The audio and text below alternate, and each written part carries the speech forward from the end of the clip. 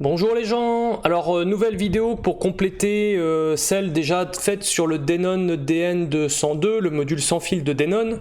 Donc comme on avait vu, il y avait éventuellement, enfin il y avait pas éventuellement, il y avait de la disto qu'on mesurait avec la carte son et on pouvait se dire, est-ce que ça vient de ma mesure? Est-ce que je fais pas la bonne méthode, le bon protocole pour vraiment mettre en évidence un problème avec ce module? Donc je me suis dit, pour être vraiment impartial, le mieux c'est de se mettre sur un Twitter ou sur un haut-parleur, comme on va voir après. Donc au début, comme on voyait que la distorsion remontait fort à partir de 2 kg jusqu'à 5 kg, il y avait vraiment une grosse remontée. J'ai donc utilisé un Twitter, ici celui de la Bounty, hein, comme d'habitude, le SB26 là. Donc voilà, donc j'ai fait une mesure au début juste avec le BST, donc sans le module sans fil, et après avec le BST en rajoutant le module sans fil. Bien sûr, j'ai équilibré les niveaux pour avoir le même niveau SPL, hein, bien sûr, comme on peut le constater. Donc à part la décroissance habituelle qu'on peut voir dans l'aigu dû au module sans fil, on a la même réponse, hein. On peut l'avoir sur All SPL, voilà, on a le même résultat. Et c'est là où on va voir justement si la distorsion finalement elle est identique ou finalement si elle remonte comme moi j'avais pu l'observer. Donc voilà la distorsion avec l'ampli BST, SA126, ampli de classe A, hein, je le rappelle, voilà, donc on retrouve une mesure, bon j'ai pas mis un niveau SPL très fort, hein, faut le reconnaître. Ici il faut pacifier d'ailleurs, il n'y a rien de normalisé, je suis certainement un peu plus haut. Mais voilà, j'ai pas mis très fort parce que le but c'était justement d'avoir une distorsion assez faible pour éventuellement mettre en évidence que le module sans fil Denon venait apporter un petit peu de distorsion. Donc vous voyez, on a une distorsion, déjà le Twitter a une distorsion par lui-même très faible et en plus, comme j'ai pas mis énormément de niveaux, forcément ça se voit pas trop. Donc voilà, donc là on est à peu près au-dessous des 0,2, hein, à partir de 2 kg on est en dessous des 0,2. Et en comparant avec le module sans fil BST Denon, excusez-moi, voilà ce qu'on obtient. Donc, et quand j'ai fait le sinus glissant, de toute façon, j'ai entendu du souffle apparaître, du bruit parasite, très désagréable, parce que quasiment, on va dire, pas aussi fort que le signal principal, mais vraiment très audible. Et de toute façon, vous voyez, on le voit sur la distorsion, sur le sinus glissant, la distorsion remonte de manière très importante, hein. Là, on a vraiment une grosse remontée de distorsion, hein, jusqu'à 0,5 en THD total. Donc là, je me suis dit, c'est problématique. Donc au début, je voulais vous faire une vidéo en mettant deux enceintes à côté de moi identiques, une en la reliant sans fil, et l'autre en la reliant en direct, en fait, en passant une par le module Denon et l'autre sans le module Denon.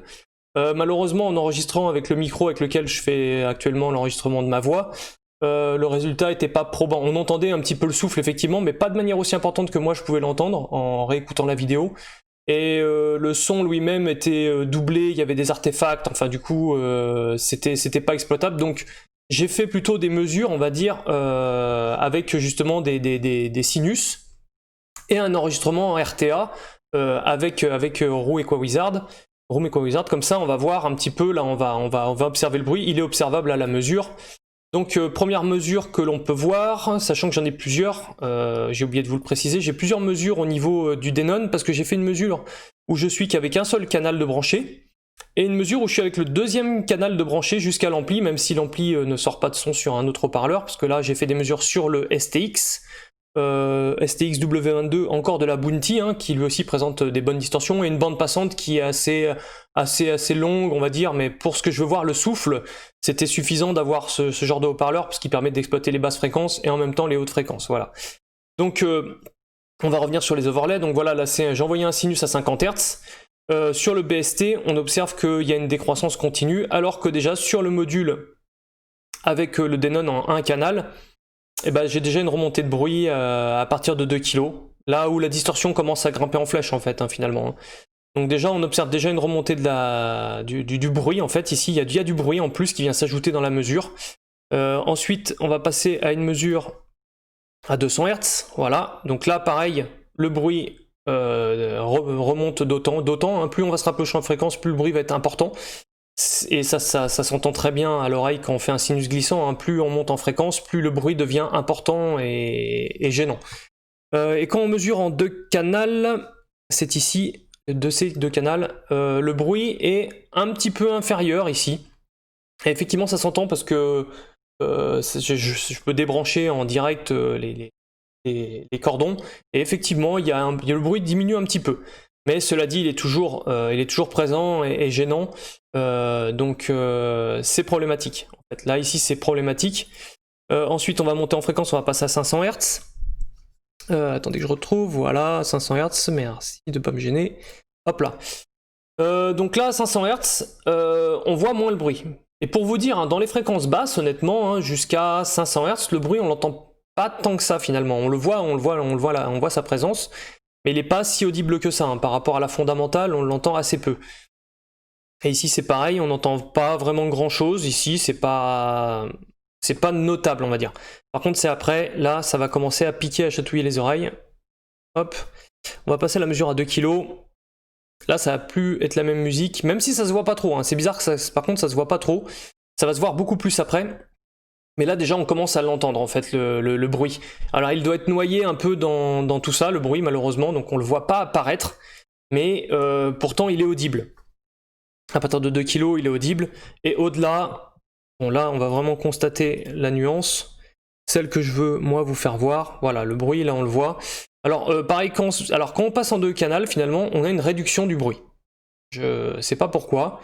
Quand on branche tous les canaux, en fait, du module sans fil Denon, là, il y a une atténuation du bruit. C'est toujours présent, c'est toujours gênant. Pour moi, c'est pas possible d'avoir quelque chose qui fasse autant de bruit, parce que je vous promets que quand vous êtes à côté, vous vous dites non, on entend l'enceinte qui chuinte, qui souffle. C'est hyper désagréable. Alors quand on est en un canal, on le voit, c'est encore pire. Hein. C'est encore pire. Donc ça, c'est pour un signal à 5 kg. Et enfin, pour un signal à 10 kg, hop, on va mettre le BST. Là, voilà, bon bah là, il n'y a pas photo. Hein. Là, c'est sans appel. Donc vous voyez, le bruit tout à l'heure était noyé en fait dans la mesure, hein, c'est ce que je vous dis, même à 2 kg on l'entend ce bruit. Mais c'est noyé un peu plus, vous voyez là, toute cette partie finalement plutôt basse, le bruit est noyé dedans un peu, hein, on l'entend pas tant que ça. Enfin on l'entend, je veux dire, on l'entend mais on le mesure pas tant que ça. Alors qu'à 10 kg, ça fait aucun doute que là le bruit il est monstrueux, enfin. Et plus on monte en fréquence, plus on l'entend, hein, plus il est présent, plus le bruit est important. Donc voilà, pour le Denon, ce que je peux vous en dire, c'est que j'en suis malheureusement déçu. Que encore une fois, pour l'instant, sous réserve que mon appareil est défectueux, je peux pas recommander un appareil comme ça pour quelqu'un qui veut l'utiliser, on va dire, dans un salon, pour transmettre le son, voilà, dans des lieux qui sont relativement calmes. Et même pour de la sonorisation, j'ai envie de vous dire, même pour de la sonorisation, moi... je trouve ça gênant, parce que suivant le niveau SPL, plus on envoie de son, plus on amplifie ce bruit, et c'est le serpent qui se mord la queue un peu. Et non, franchement, c'est problématique. C'est problématique, donc après vous en faites ce que vous voulez. Vous prenez mes mesures comme vous voulez. Moi, je vous dis ce que j'ai mesuré et en plus mon ressenti. Si des gens trouvent que ce que j'ai fait c'est pas suffisant ou que pour eux c'est pas dérangeant et tout ça, qu'ils achètent le produit. Franchement, ils verront bien eux-mêmes. Moi ça me dérange pas, hein, mais bon, moi je peux pas accepter un produit qui fasse vraiment du souffle, mais je vous dis c'est non, c'est pas possible. Ça fait vraiment beaucoup de bruit. C'est pas un petit souffle. C'est pas comme si vous mettiez un gain de 32 dB au lieu de 26 dB dans une compression. C'est vraiment un gros souffle numérique. Suintant et tout, c'est hyper dérangeant et on l'entend énormément. Donc voilà, donc c'était une petite vidéo pour compléter la précédente, donc sur les Denon. Hein. Je pense pas qu'il y ait d'autres choses à dire dessus. J'ai contacté le vendeur chez qui je l'avais acheté, qui m'a renvoyé vers un distributeur pour lui parler du problème, qui va peut-être être remonté, je sais pas, à Denon. On verra bien. Mais en tout cas, pour moi, je suis désolé, mais je vais pas pouvoir. Enfin, je vais être obligé de passer le produit sous garantie en espérant que ce soit un problème du produit. Dans ce cas-là, j'apporterai des sous-titres correctifs pour dire que c'était que mon modèle effectivement qui avait un problème. Bon, comme par hasard, à chaque fois j'ai des problèmes avec le matériel en ce moment. Enfin, ce serait vraiment bizarre. Mais voilà, donc je suis en contact avec eux. Je les rappelle demain parce qu'en plus ils m'ont demandé si je pouvais fournir une vidéo et tout ça, donc ça tombe très très bien, je vais pouvoir leur fournir une vidéo qui montre bien le problème, surtout quand on monte très haut en fréquence, hein. Là c'est impardonnable sur le modèle que j'ai, qui est peut-être défectueux. Si c'est de série, Honnêtement, je sais pas comment ils argumentent ça pour vendre ce produit, et honnêtement, je peux pas comprendre. Honnêtement, enfin, je sais pas, en tant que... Alors je sais, je suis pas ingénieur, je suis pas grand développeur, machin, ceci, cela, je suis que petit technicien du dimanche, ça j'en suis conscient, j'assume parfaitement mon rôle, hein. J'assume parfaitement mon rôle, mais en tant que petit technicien du dimanche qui travaille quand même un peu dans le monde industriel, bah il m'arrive de faire des mesures, et quand j'observe ça, je sais pas si vous connaissez la MDV, la maintenance de variabilité, ou je sais pas, un truc comme ça, enfin la MDV, là on se dit qu'il y a un écart, ou les écarts types, voilà, il y a un écart qui est colossal par rapport à ce que on peut obtenir avec une mesure en direct, c'est-à-dire filaire.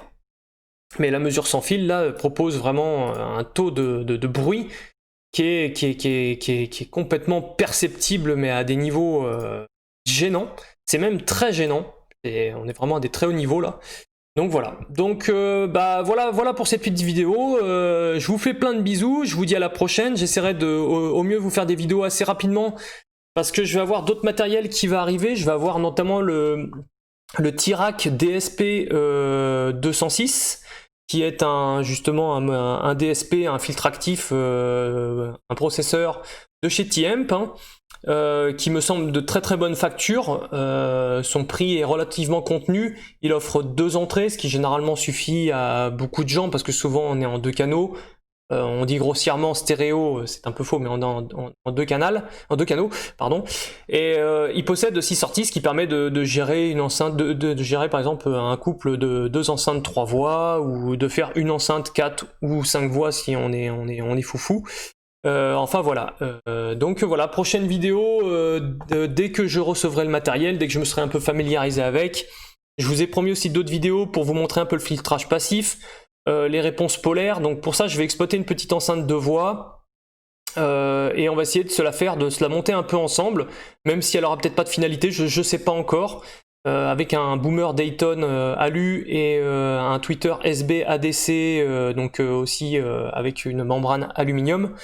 Donc on essaiera d'expliquer plein de trucs effectivement sur regarder les distorsions, donc là on peut plutôt couper par ici, mais est-ce qu'on est bien au niveau des réponses polaires entre les haut-parleurs pour avoir une bonne réponse en puissance.